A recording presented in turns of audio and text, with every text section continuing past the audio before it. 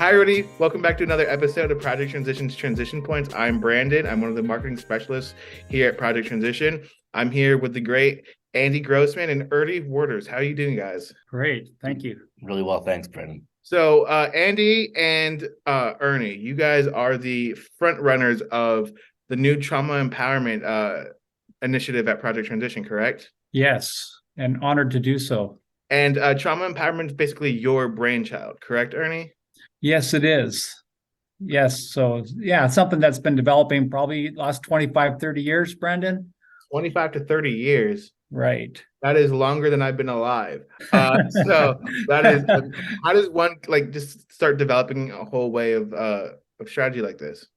So it did start 1997. I started doing leadership training for our local SWAT team with the police service. And it was during that time that after 3 years of training with them, they asked me to be their first ever in the 100-year service. I was their first ever police chaplain. And Wow. so it was during that entry point with the police service that I actually got exposed to trauma. And it was really at an international conference where 1,000 chaplains from all over the world met in California for a training week. And it was there that I got exposed to trauma in a way that really shocked me, actually. And I think even to this day, Brandon, many people don't know this, but the part that got me engaged was they said at the conference, did you know that every year in North America, hundreds of officers take their lives? And it turned out to be one a day. One a day. One officer a day was taking his or her life. And I go, that's shocking. Mhm. Like, why is this happening? So initially I was shocked. And of course, the numbers are getting worse, right? So today, as well as one officer a day in North America, 2 EMS staff are taking their lives daily. We have one physician in North America taking his or her life. But as you get towards the military, again, shocking, it's one an hour. Wow. And globally now, suicide for you and I as commoners is every 20 seconds, Brandon, in Every the 20 world. seconds? Every 20 seconds of this podcast, somebody's, taking their life. And so for me, and this is where, I have an engineering degree as an undergraduate degree. I said, okay, well, if you have a problem in engineering, if you can't find a solution readily available, then you design one. And that's really what got me started in this 25 to 30-year research project was after 5 years of a deep study on the history of psychiatry, psychology, and world religions, I couldn't see a clear pathway. So that got me started, say, okay, I got to find a way. Yeah. I really like that because I was in the military before I went to college, and they always say, if you can't find your way through, make your own way through.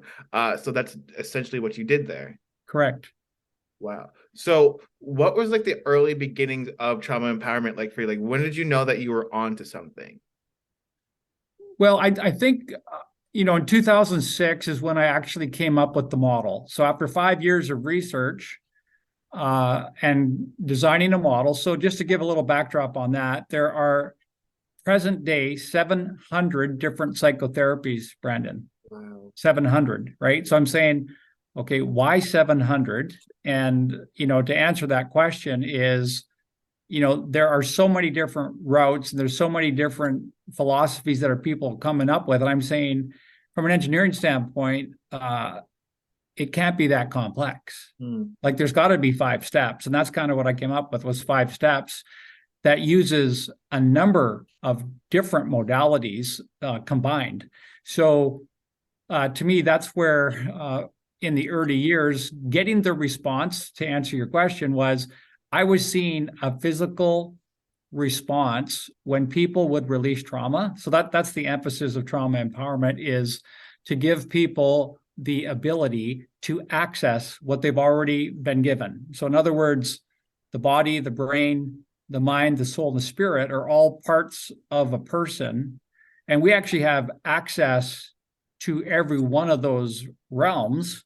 And the fact that we haven't been able to exercise that or to utilize our capacity is what trauma empowerment is. So everybody's got the ability and the capacity to do it. It's just the absence of training. So the whole concept of trauma empowerment is training people to resolve trauma and put them in an offensive position instead of a defensive position, which is the word empowerment. So that's really, I'd say 2006 is when I had the first aha moment. Yeah. 2006 was your first aha moment. Like for me, in terms of trauma, so coming from the military, like it's a substantial trauma that's there, right?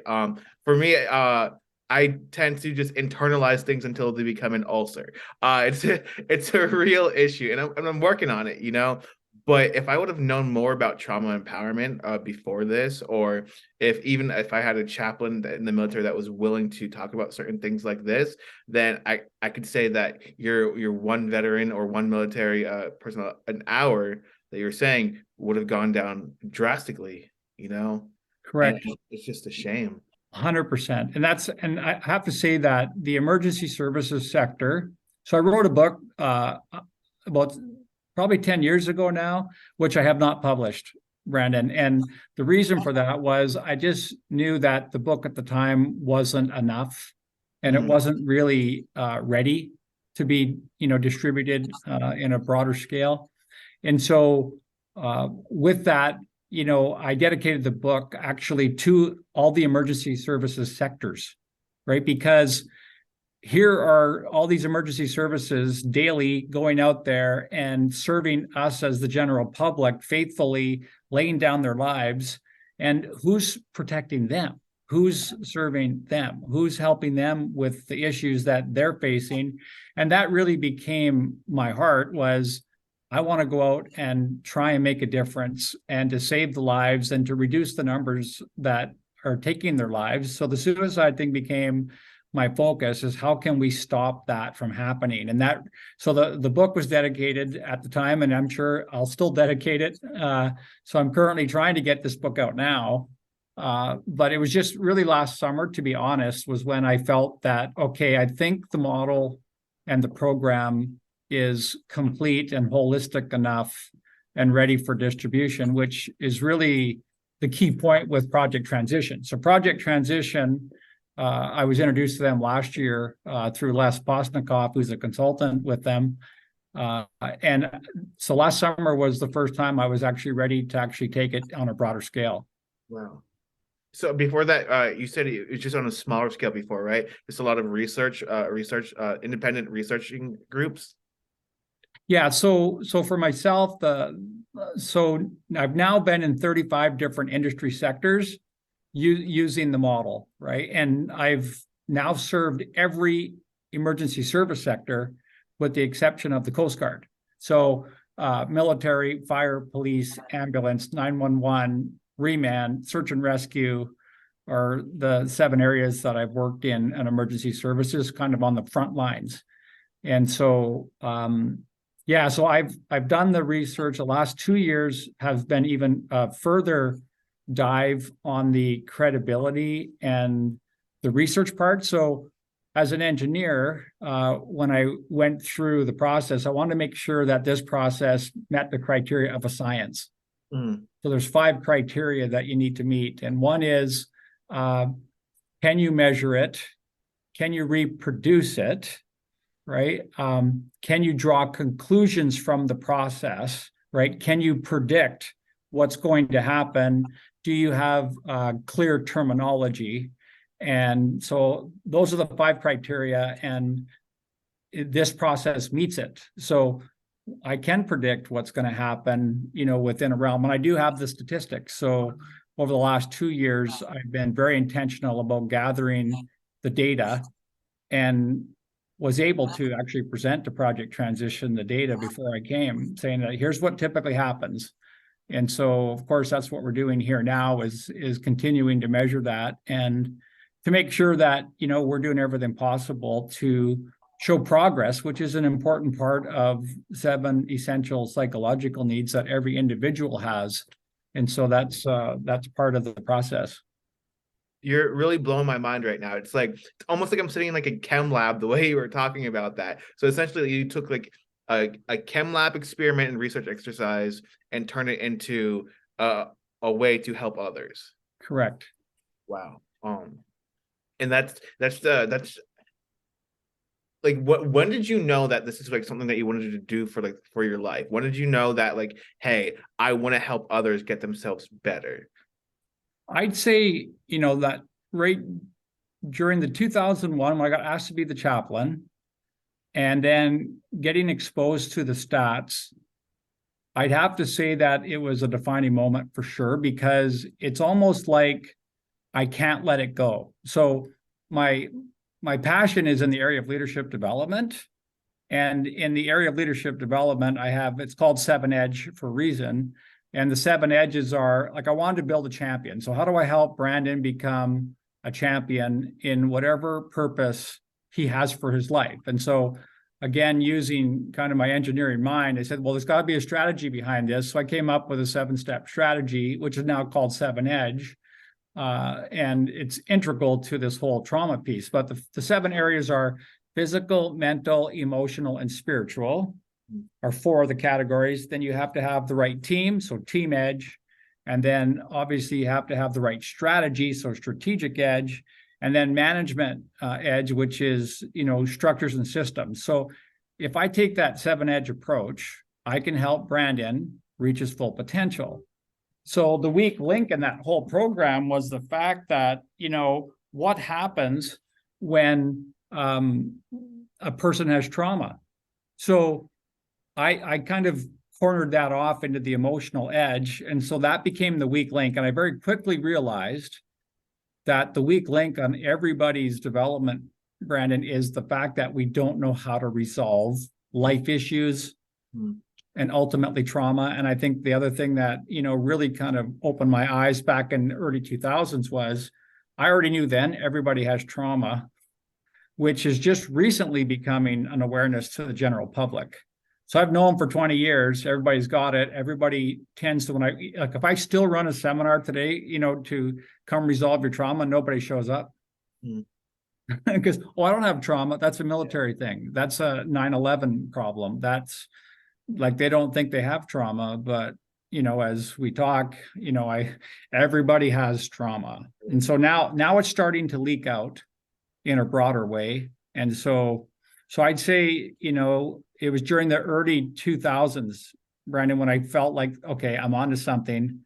Like, I can't believe that it's this time in history and we don't have a solution to this. Like, that was shocking. So I'd say 2001 to 2005 is where I really got dug in, and now I couldn't leave it. So even though I'm consulting to all these different sectors, the other thing that became evident was I'd go into a large corporation. So we're talking $100 million corporation. I'm, consulting to the CEO. I'm helping build their culture. And where am I spending my time? Almost 80% of my time was helping people resolve their trauma. And so I'd show up, going to do a leadership training day with a department, and they say, well, not today. So-and-so's, family yesterday experienced a suicide. We need you to go deal with them. I said, okay. So, wow. So, Andy, you are leading from the front here at Project Transition when it comes to the rollout of trauma empowerment, right? So, when did you get connected with Ernie, and how did you know, like, wow, like, this is what I want to do, like, this is what we need, what are your thoughts on that? So at Project Transition, it actually started in my interview with Paul and with Luke. I asked them quite a bit about what do we do in terms of trauma, and they both said pretty firmly that we're trauma informed. And I said, that's great. We need to be, certified in trauma informed. And they talked on and off the past 5.5 years about that. As I was here over the past 5.5 years, I learned we're trauma aware, like Ernie said. More and more organizations are becoming aware of the impact of trauma. The fact that 70% of the general population, by the time they're an adult, has experienced at least one trauma. And for the folks that we serve, folks who have been inpatient, at least 91% have experienced multiple traumas. So by the time we get them, they've had some pretty significant traumas in their life.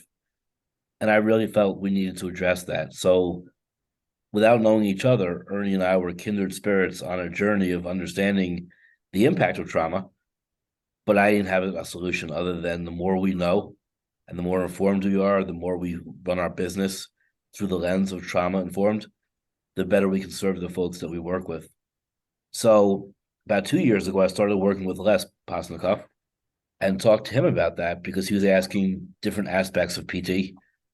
And as I told him, we need to be trauma informed, we need to really work on trauma. He kept taking notes and smiling and nodding at me. And then one day he said to me, "You're going to love this, but I've got a guy. Like we all have a guy, right?"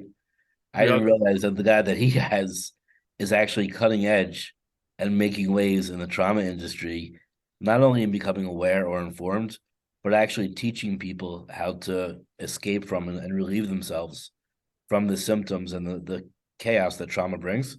Mhm. So Les introduced us and we talked. I spent a day with him on Teams where we talked a lot about his methodology, a lot about what he did.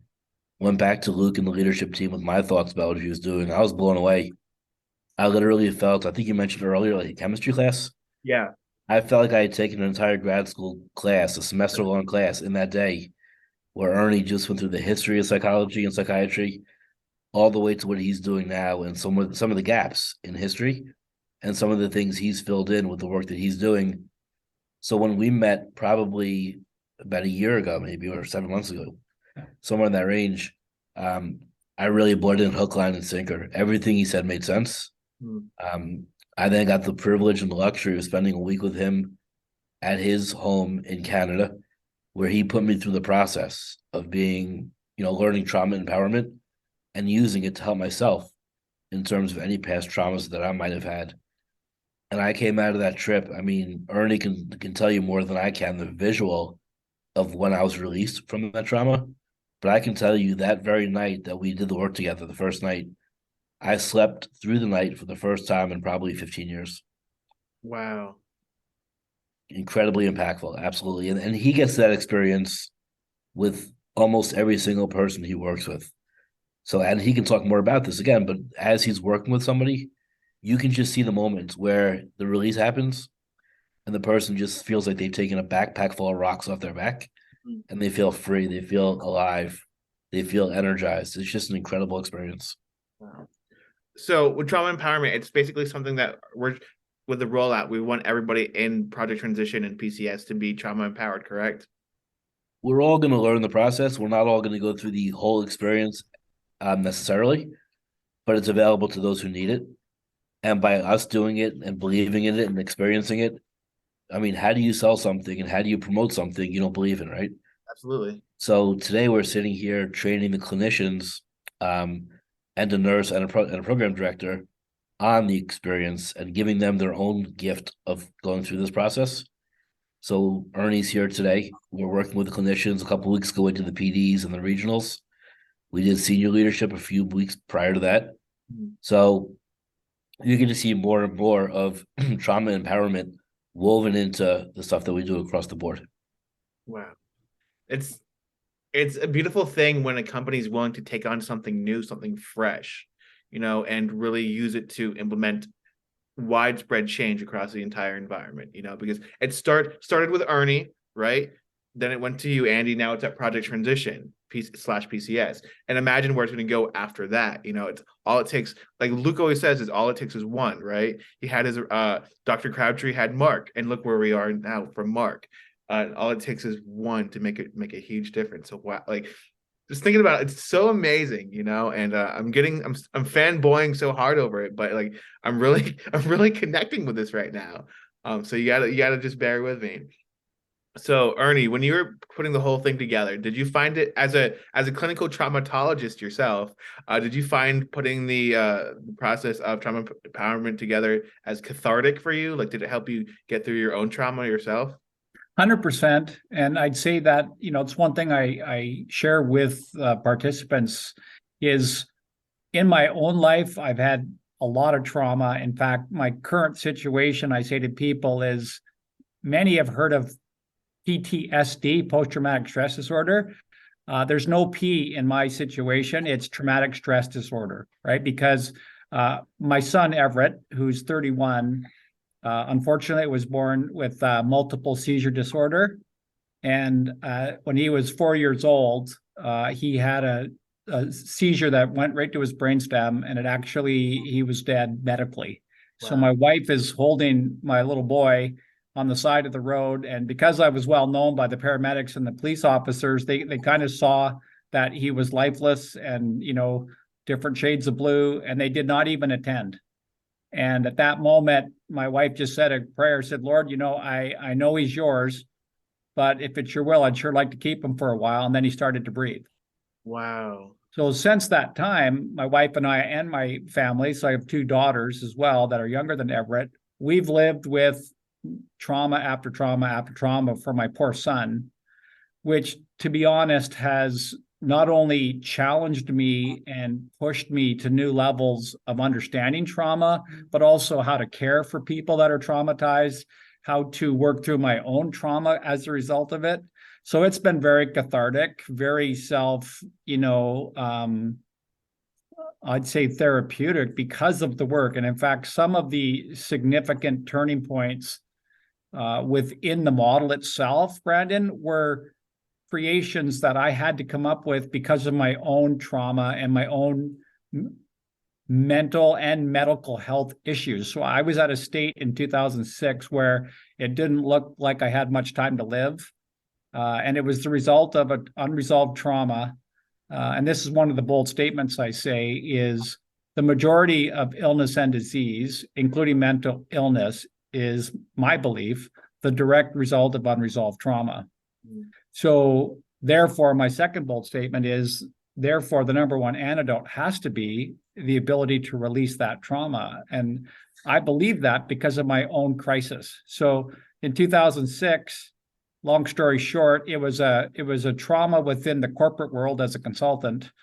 And I was activated. So I was in the fight, flight, freeze component of it. And as a result of that, I couldn't resolve it. So I had diagnosed autoimmune disorder, irritable bowel syndrome, and my pulmonary function test said I had the lungs of a 75-year-old. Now I'm in my early 30s, Brandon, at the time, and I'm going down fast. I have 3 young kids. My wife's at home thinking, man, I don't think my husband's going to make it. I've got spots on my lungs, which indicates cancer.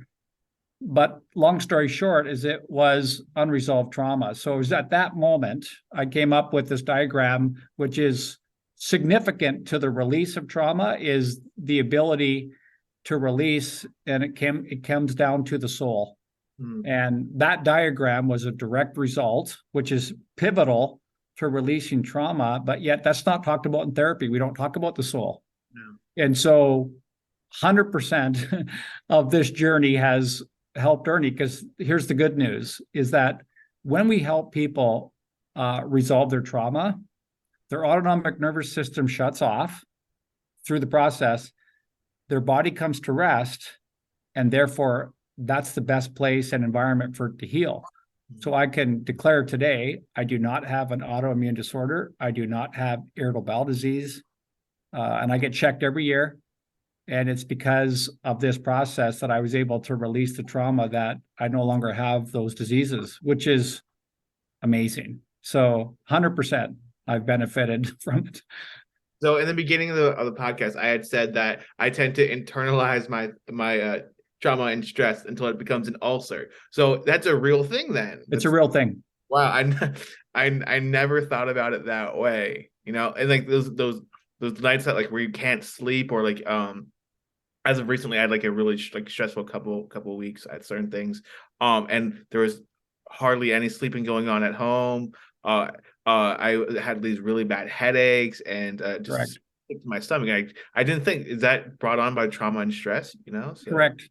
And so part of the trauma empowered part is not only showing you the facts behind that. So the average person has anywhere from 15 to 35 unresolved traumas, Brandon.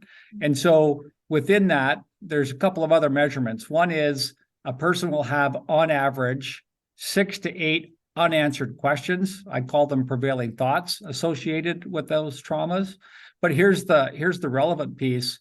The average person will have 15 to about 40 symptoms in 5 categories. So physical, behavioral, emotional, cognitive, and spiritual are the categories. In total, there's 82 symptoms. So the average person has 15 to 40 per trauma. So let's just do the math, real simple math. Let's take 10 traumas times 40. That's 400 symptoms. So you're saying that every person has around 400 traumatic instances in their entire lifetime? Actually, no, what I was saying there, Brandon, was average person has anywhere from 15 to 35 unresolved traumatic events. Now, in that group, they probably have 4 or 5 pretty serious things, maybe 10 or so not so serious, and then you've got about maybe 20 that are, still events, but unresolved. And as a result of that, there's symptoms. Like, what do you do with an unresolved trauma? Like, well, you mentioned, Ernie, I just suppress things. Okay, well, suppressing, right, means that somewhere in Brandon's story, he was somehow led to believe that he's not supposed to express things. And this is where anxiety comes from. This is where all the cousins come from, i.e., depression and all the other things. But we were actually designed to be in community, right? We were designed to process. So somewhere we, by default, right, we ended up not doing that. And this is where, we talk about illness and disease. So for myself, I'm also a suppressor. And there are only 2 types. There's expressive or suppressive. So it's one or the other. And it's not that one's better than the other. The fact is that if we don't process our emotions, and this is actually a great quote, and it comes from Oprah, who, by the way, Oprah has done a tremendous job of bringing trauma to the forefront. And she recently wrote a book with Dr. Perry called What Happened to You? Excellent book. But in there, she quotes one of her guests. And the guest said this: if you don't deal with the trauma in your life, it will bleed out in other areas of your life. Wow. And I've seen it literally hundreds and even thousands of times, Brandon, because it's true for my own life. Like, if I don't deal with it, it shows up. And now I have the ability to deal with it, and so that's where my health has been restored. And I have a lot of people, like I've had a lot of people come with what people would say are uncurable diseases, like fibromyalgia, lupus, autoimmune disorder, treatment-resistant depression, bipolar, general anxiety disorder. Like, I've had pretty much everybody with different diagnoses come, and through this process, they've been restored, right? Like, and it's because they were able to release the trauma. And it's really the autonomic nervous system is the key. If you can shut that off, which we can through this process, and it's through the process that it shuts off automatically, because what a person needs to do is to be able to understand the reason for the trauma. They need to be able to relate and validate their emotion. And then it's through that process that they will self-regulate. And so that's the key to the whole thing. So the symptoms is just to help you understand. So in the psychiatric world, they have what's called the DSM, which is the Diagnostic Statistical Manual of Mental Health. So there's all these diagnoses there, right? And I'm saying I could simply make that book into 1 page by saying unresolved trauma, the majority of it. And it's true. So if you can release your trauma, you can restore your life, and I think that to me is the gift that we want to give everybody. Andy talked about that. And it is the greatest gift you can give a person. And that's why, people often say, Ernie, how do you spend 12, 14, 16, 18 hours with a person in a day? I said, it never gets dull, because when you can help a person reclaim their life, save their life, and restore their family, that's the single greatest gift you can give a person, so it's energizing. And so that's what I'm excited about. PT is, we want to help these people, but we also want to make sure we take care of our staff and we take care of their families as well as our members. I just wrote that down. If you can release your trauma, you can restore your life. I wrote that down. So I really, really, really like that quote. Andy, can you see the way that the way you deal with trauma have changed since coming in contact with Ernie? It definitely has. One of the things that you go through with trauma empowerment is he teaches you about 4 quadrants Mm, of being aware and knowing. And rather than giving a whole lesson on that now, what it really talks about, just in a nutshell, is a lot of people are what's considered quadrant one, where they're unknowing and unaware. They don't know something and they're unaware it's even there, mm, right? If you can put somebody in quadrant one for the harm they've done to you, if you can understand that they were doing it because they didn't know differently or didn't know better, or they were unaware of what the impact of their behavior was, it's much easier to forgive them for what they've done to you. An example I'll give you is there was somebody who hurt me as a kid in school, a peer acted in a way that wasn't kind, and that was the trauma that I unpacked and worked through with Ernie. And I challenged Ernie quite a bit because I said, no, I'm pretty sure he knew what he was doing. And as we went through the process and Ernie kind of opened my eyes a little bit, he may have been aware of what he was doing in that moment, but he wasn't aware of what the impact that would have later in my life potentially. He wasn't aware that this was a long acting problem or long lasting issue. He was just managing his own hurt and pain. Like when you're bullied and hurt at home or in a different light and you lose control, there's a need to want to take control. mm. So him trying to take control, and the only way he knew how was by being unkind towards me. He was doing it not to be cruel, but to take control and have some semblance of life of his own, right? Yeah. So in hearing that and thinking and processing and going through the work of releasing myself from that trauma and understanding the genesis of it, I was not only able to forgive that kid, but I felt bad for that kid. And my heart felt for him because not only was he doing it because, he was hurting, but he didn't know any better. And I'm sure now if you were to reach out to him this many years later and say, hey, do you know the behaviors you exhibited towards Andy Grossman back in the day might have still had some lingering impact underneath the surface that came up every so often? Oh my God, I'm sorry. I wasn't looking to do that. I was just looking to take control and feel better about myself. So for me, it was not only forgiveness, like I said, but it was to look with sympathy and empathy towards this person and compassion. And this is how powerful this is, right? If you would have told me that kid's name prior to my time with Ernie, I'd have a really sad and negative and mean taste in my mouth. But now it's more sadness. It's more, I really hope he's okay. I hope he got the help he needed so he's not still struggling. Because if he is, he's hurting quite a bit, and that's just not fair to him. So in a way, it's teaching us to connect and see it from a different level instead of putting the blame on the person that was giving you trauma. It's much more understanding of what the reason is behind the behaviors, right? Yeah. And understanding that it wasn't meant in the way that we may have perceived it. Mm, It was meant as a coping mechanism for them, or it was meant as an unknowing thing that he had no idea what the impact was going to be. mm. He wasn't being a jerk; he was surviving, and that was unfortunately the only way he knew how to survive in that moment. Um, and I hope he forgives himself too. Honestly, Wow. So I'm really thinking of all these things that I went through as a kid now.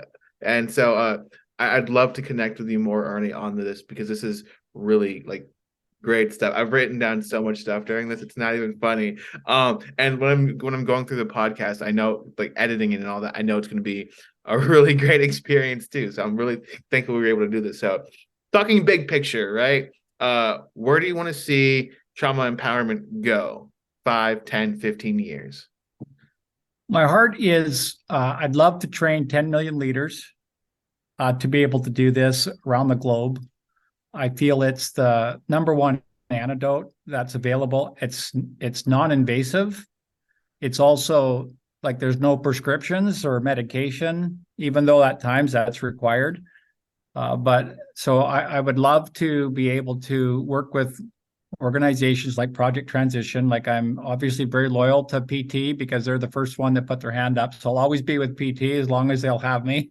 Uh, but my goal is to reach the world, with the process. And so, and I've already like recently had a number of other people engage me on different things that are happening in the world. And one is the war in Ukraine. So I've been in contact. They've reached out to me to say, Ernie, could you come and help the soldiers and their families? And so that's an opportunity. The indigenous groups that are, struggling, like we're all struggling, but I've had them approach too, to find, is there a way that we can bring trauma empowerment to those groups? So I believe it's starting to ignite, an opportunity there, but that's the long-term vision, is to train up 10 million leaders and to just give hope to the world, because as I mentioned earlier, the suicide rate's up 120% since 1950. And at the very core of that, Brandon, is when a person considers that, obviously they've concluded that they're of no value. Mm. And that's the number one enemy that trauma really inflicts upon a person, is a person feels guilt and shame, which is at the lowest level of consciousness. And right at that lowest level, then suicide ideation, enters in, and then people make that decision, which to me is so sad.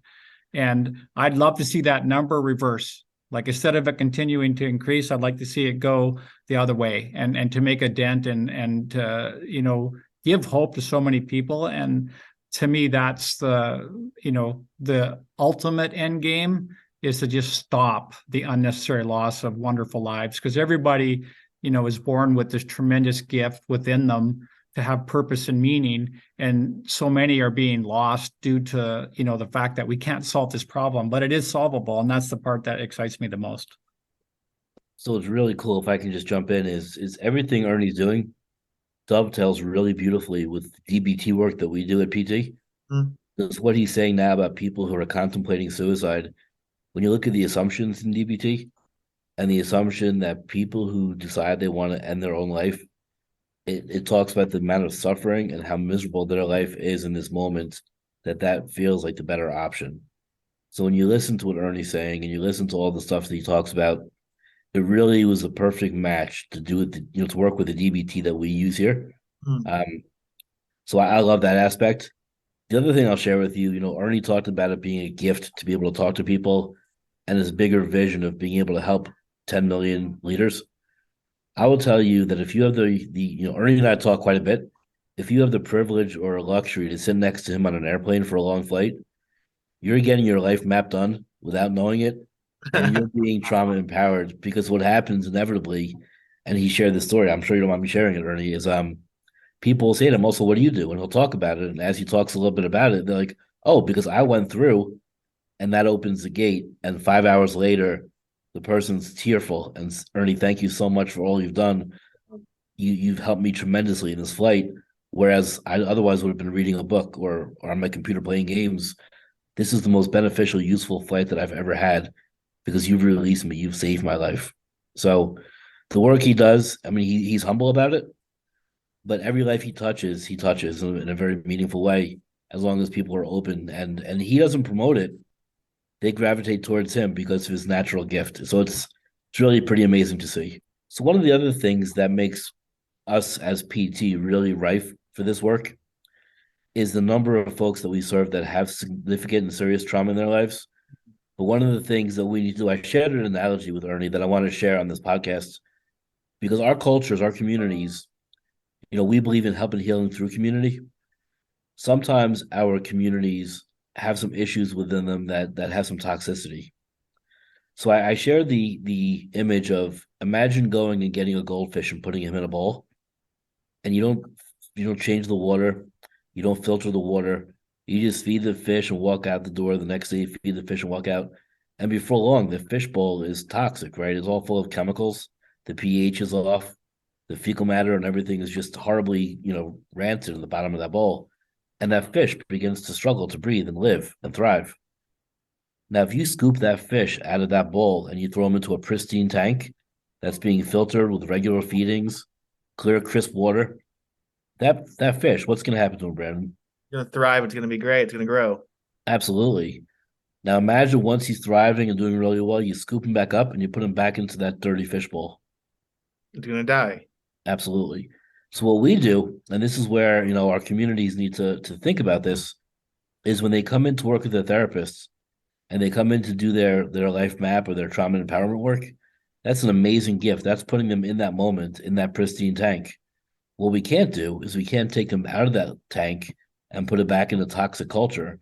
So one of the things that we're working on, in addition to working individually with folks on their trauma empowerment, is we're working to get our communities, our programs, as pristine and clean and crisp as we can, so that when they leave Ernie's office or my office or Sarah's office or any clinician's office, they're going to thrive back in their natural environment, back in their community, because their community is clean, crisp, and ready to accept them, and providing an environment for growth and wellness.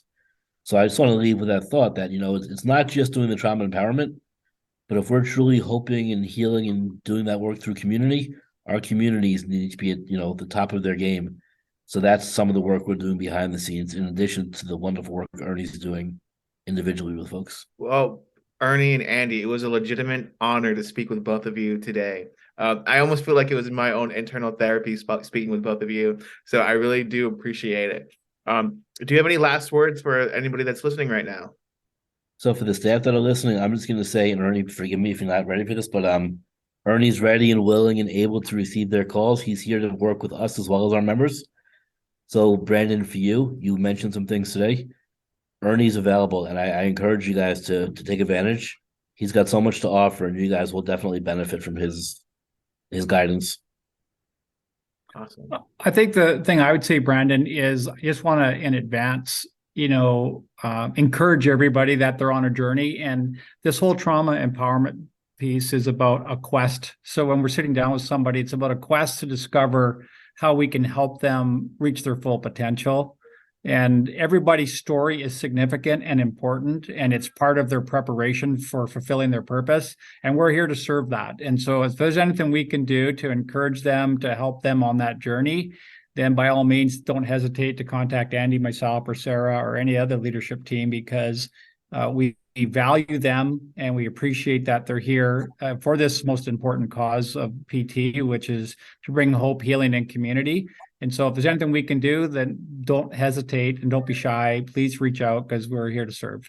I really appreciate that both of you coming by and letting me speak with both of you for the better part of an hour. It was really great. I'm feeling refreshed. I know you guys are always feeling refreshed. So it was just good vibes all around. So for everybody that's listening right now, thank you so much for listening, and we'll talk to you all next time.